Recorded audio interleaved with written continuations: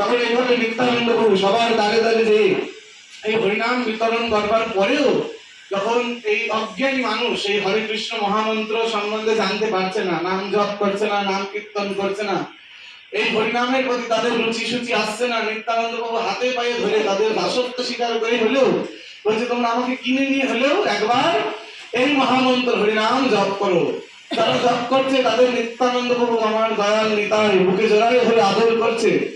আর যে যারা শেষমেশ শত বোঝানোর পরে ওই হরিনাম বুঝতে পারছে না, ওই হরি কথা কৃষ্ণ কথা বুঝতে পারছে না, তাদের জন্য নিত্যানন্দ প্রভু দুঃখে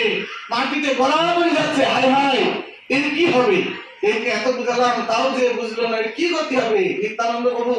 যে তার দলের লোক বাড়লো না এই জন্য কাঁদছে না, কেন কাঁদছে না, এর গতি কি হবে, বুঝতে পারছেন তো?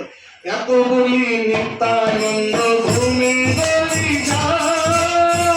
এত বলি নিত্যানন্দ ঘুমে গলি যায়, এত বলি নিত্যানন্দ ঘুমে গলি যায়, এত বলি নিত্যানন্দ ঘুমে গলি যায়।